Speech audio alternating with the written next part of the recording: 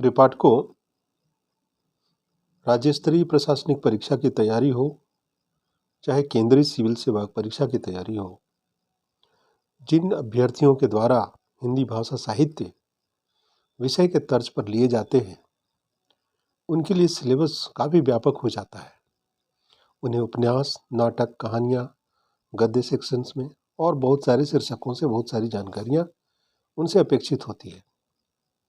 राज्य स्तर की बात मैं करूं तो जेपीएससी ने अपने सिलेबस में उपन्यास के तहत गोदान और भनीश्वर नाथ रेणु द्वारा रचित मैला अंचल और श्रीलाल शुक्ल के द्वारा राग दरबारी जैसे शीर्षकों का चयन किया है।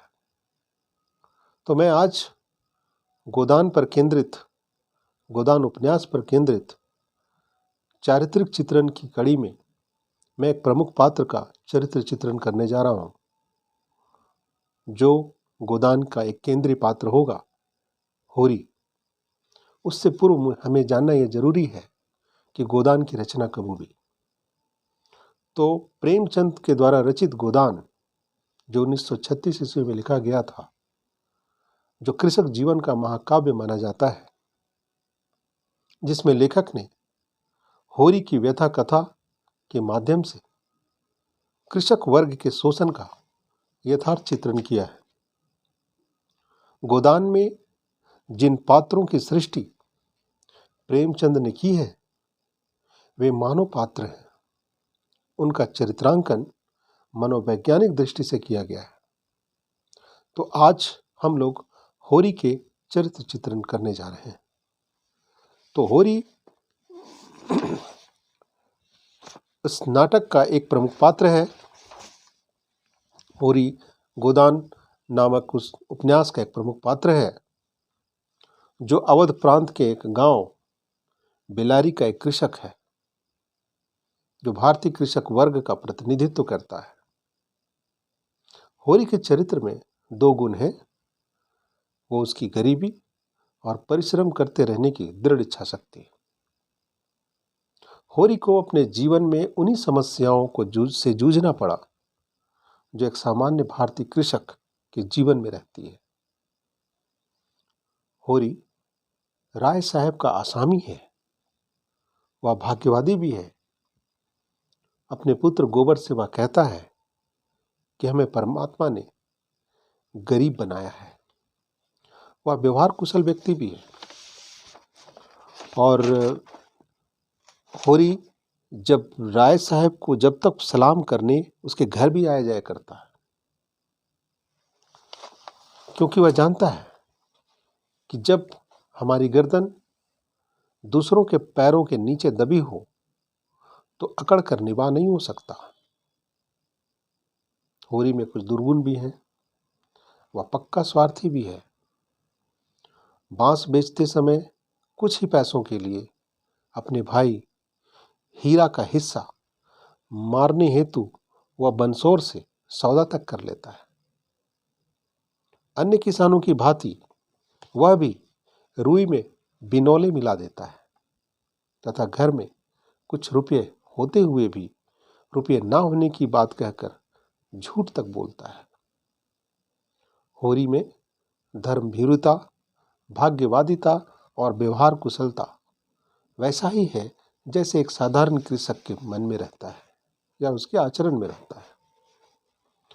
आर्थिक अभाव से ग्रस्त होरी कर्ज और ऋणग्रस्तता के बोझ में दबा हुआ है और शोषण का शिकार है। प्राचीन मान्यताओं, संस्कारों और रूढ़ियों में जकड़ा हुआ होरी समाज और बिरादरी से डरता भी है।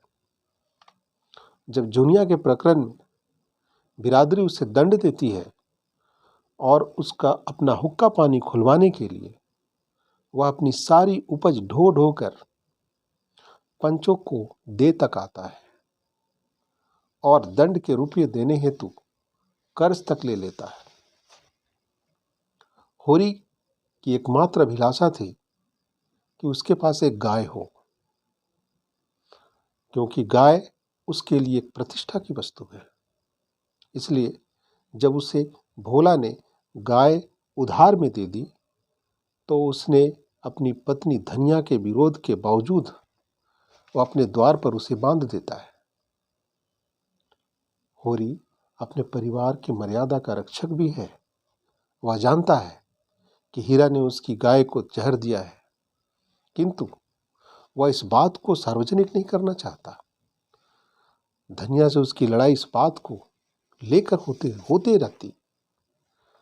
एक प्रसंग में पुलिस जब हीरा की तलाशी लेना चाहती है तो वह परिवार की मर्यादा को बचाने के लिए कर्ज लेकर थानेदार को रिश्वत तक देना चाहता है। पुनिया की खेती की देखभाल भी उसी ने की, क्योंकि हीरा घर से भाग गया था। होरी जानता है कि किसानी से पेट नहीं भरता, किंतु किसानी छोड़कर मजदूरी करने में उसकी प्रतिष्ठा को ठेस पहुंचती है। अपने खेत, खलिहान और घर द्वार से उसे बेहद लगाव है। होरी मानवीय गुणों से संपन्न भी है। मालिक के लिए वह जान की बाजी तक लगा सकता है। झुनिया के गर्भवती होने पर जब वो अपना घर बार छोड़कर इसके घर में रहने आई तो होरी और धनिया ने उसे आश्रय तक दे दिया और अपने लिए बिरादरी एवं समाज से दुश्मनी तक मोल ले ली।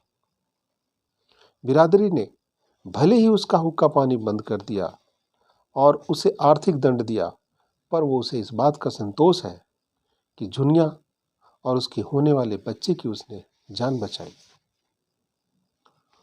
तो भले ही होरी का जीवन पर्यंत वह आर्थिक तंगी से जूझता रहा, तथापि उसने मानवता की त्याग कभी नहीं की। अपने 5 बीघे खेत की रक्षा के लिए वह अनवरत संघर्ष करता रहा, किंतु अंततः वह जमीन उसके हाथ से निकल तक गई। अंत में मजदूरी करके उसे अपना जीवन यापन तक करना पड़ा और अत्यधिक श्रम करने के कारण उसे लू लग जाती है और काम करते करते होरी के प्राणांत हो जाते हैं।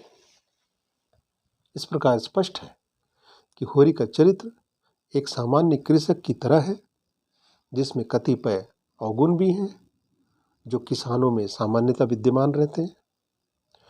होरी में जितने भी दोष उसके चरित्र में हैं, वह व्यवस्थाजन्य और परिस्थितियों के प्रतिकूल होने के कारण वह इनको समझता है और पश्चाताप भी करता है।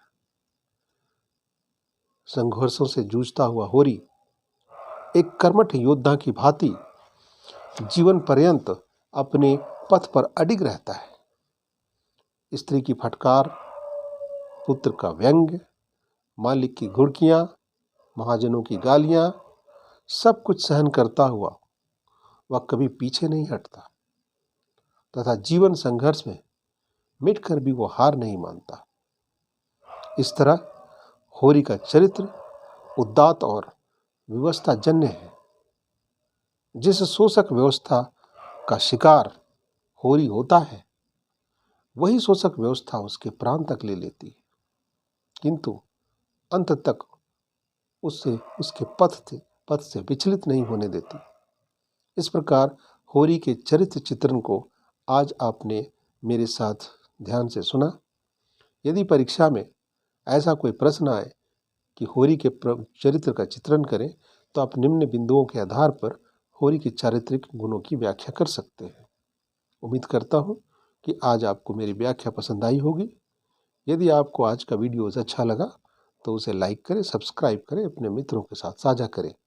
बहुत जल्दी मैं किसी दूसरे चरित्र की व्याख्यान के साथ आपके समक्ष उपस्थित रहूँगा। तब तक के लिए धन्यवाद।